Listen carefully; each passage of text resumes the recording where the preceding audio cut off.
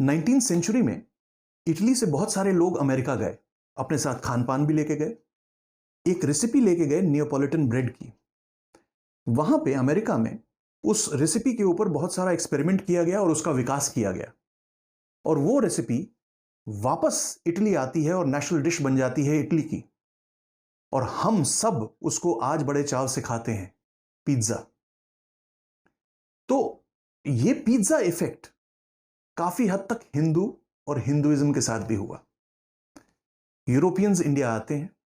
1649 में सेबेस्टियन मेनरिक अपनी किताब में सबसे पहले हिंदू शब्द का इस्तेमाल करते हैं।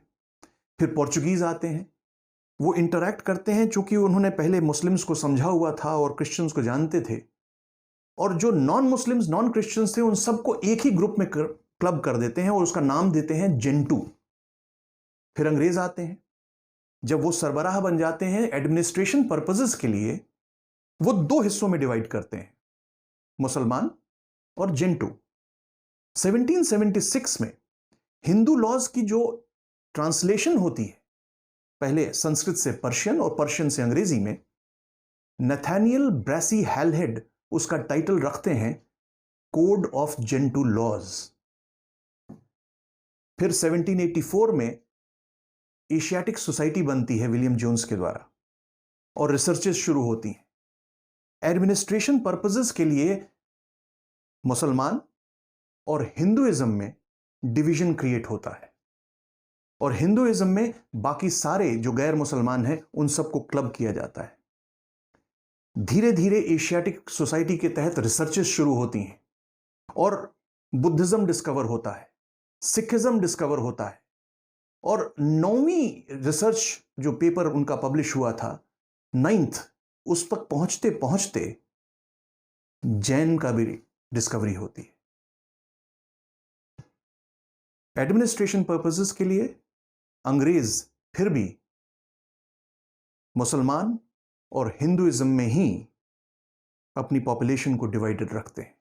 अंग्रेजों के इस इन्फ्लुएंस से प्रेरित होकर 1816 में राजा राम मोहन रॉय हिंदुइज्म शब्द का प्रयोग करते हैं टू डिफाइन अ रिलीजन।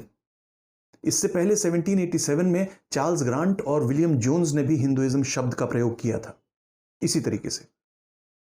और फिर शुरू होती है हिंदुइज्म में उथल पुथल, रिफॉर्म मूवमेंट्स, ब्रह्म समाज, आर्य समाज, और इन रिफॉर्म थिंकिंग के खिलाफ ऑर्थोडॉक्सी खड़ी होती है, और वो कहते हैं कि हिंदुइज्म की ओरिजिनल थॉट जो हजारों साल पुरानी है वो सुप्रीम है, और शब्द कॉइन किया जाता है सनातन धर्म। अब सनातन धर्म हमारे लिटरेचर में कब है और कहां से है? धम्मपद जो 2300 साल पुराना लिटरेचर है, बुद्धिस्ट लिटरेचर, जिसमें बुद्ध की जीवनी और टीचिंग्स रिकॉर्डेड हैं, उसमें शब्द यूज किया गया है एसो धम्मो सनातनो। महाभारत और गीता सनातन धर्म के लिए डिफाइन करते हैं कि ये ऑब्लिगेटरी रूल्स को फॉलो करना सनातन धर्म है। मनुस्मृति कहती है कि कास्ट, कंट्री, फैमिलीज के जो रूल्स हैं उनको फॉलो करना सनातन धर्म है। अलग अलग पुराण अलग अलग तरीके से बोलते हैं। एक पुराण कहता है कि दूसरे को देख के न जलना सनातन धर्म है। दूसरा पुराण बोलता है कि कोई ग्रीड या अटैचमेंट के ऊपर आपने विजय पा ली है तो यह सनातन धर्म है।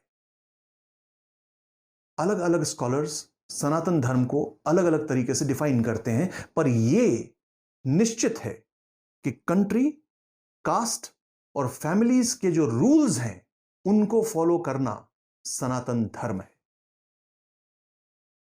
सनातन धर्म हिंदुइज्म के साथ पर्याय या सिनोनिम कब बना? 1898 में सेंट्रल हिंदू कॉलेज एस्टैब्लिश किया जाता है बनारस में। एनी बेसेंट उसमें एक बड़ा जबरदस्त रोल प्ले करती हैं।